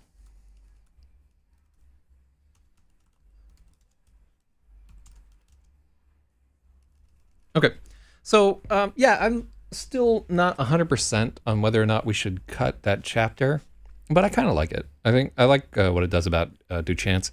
I like that we bring back that very, very minor character who was just mentioned there. It tells a lot about like the chaos that's going on there. The fact that like there are no guards in the prison, that's kind of fucked up. Everybody's going crazy over the dreams. And it, before all our dream sequences where, you know, like the guy like fucking in the cherry picker and like plummets to his death, and the cabbie whose intestines are spilling out and all that. It was all like pretty creepy and so forth. And I like that this one is actually a scene that goes on, but to Fat Zhang, it's still a dream. Everything is a dream. I think we're gonna keep this. I'm a fan. Logic seems to like it. The kid can stay, you know. Yeah, if this is the worst excess that we have in the book, it's not the worst excess that we have in the book, not even close. So Don't Look is going to be about, it is a scene in the hospital with Carl Mason, where he gets to find out what's actually happening when he's teleporting all over Manhattan. 6:24 a.m. in Chelsea, right there. It's definitely, I'm getting a feel for what kinds of scenes Logic really enjoys there. Well, I really enjoy people joining me on this editing journey. We're less than 100 pages left. We have 98 pages left to edit, which means that we just probably have about 15 days left. So we might make it around 75 days. That's good. I'm happy with this. So we're not going to finish before the 4th of July, but I might try. I might put in like extra editing sessions. Whew. Tough one, man. Yeah, this is, and it's mainly just tough because I didn't get to sleep well. And so like I'm just a little bit foggy and I can feel it. But I'll try to investigate and get to the bottom of what all these fireworks jerks are doing. Because, yeah, this shit's got to come to an end. But, yeah, the story is shaping up. I think there might only be 5 days in this story rather than 7. Maybe we drag it out to 7, but I don't see how, man. Each of these days so far has taken like a really long time. I'm trying to think of what happens to Mari. I know what happens in this one day. Yeah, it's just 5 days that this takes place over, not 7, I think. But maybe I stretch it out somehow because I'm like, we're running out of fucking time. We have all these threads that we want to sew up, and like, what are our outstanding threads in the story right now? Like, what's going to happen with Sarah? Why does she keep electrocuting police officers? What's going to happen with Maybe and Rosalie? Right? It's like, is he going to apologize for his rape spree, or is she gonna like be like, okay, well, I guess I'll just date an invisible angel? I don't know if that's gonna happen. what's going to happen with Carl Mason, who got fucking glocked in the back of the head. I want to use glocked as a verb in here somewhere. That'd be amazing. Can't end it on a Friday either. Why not? Why not? You know. What's going to happen? Well, we know what's going to happen with Lemon. He's going to continue being Lemon. You know, like I would never in a million years. You know, he's the one character where you're like, I'm pretty sure this guy isn't going to die. Can't end it on a Friday either. Yeah, Friday. No, he means the story can't end on a Friday because it'll be tomorrow. What do we got there? Yeah, I mean, there was Good Friday. Wasn't that the end of civilization as we know it? What other threads? So we got to figure out what's going to happen with Matthew. What's going to, like, you know, he just apparently showed up and found his friend fucking dead, and Duchance just abandoned him like a babe in the wilderness. So what's going to happen, like Sarah, Matthew, and like what's the genesis of Duchance going wild with the city's dreams? So all that needs to happen in just a scant 100 pages. So we got some work to do. You got to give folks at least one night out before the world ends. I will tell you that I don't know what you think Duchance is about to do, but he's not about to fucking step on the brakes here. Real talk. It's weird too how all the shit that's going on in this story is shit that's now happening all over the country. By the way, that's fucking weird to me, right? Like the fireworks going on all over the place. Nobody can sleep. I know it's just like people's tendency to draw parallels where none exist. All right, well, you've done it again. You've watched the editing stream. Thank you so much. And will be more editing tomorrow. Less than 100 pages remain. Let's fucking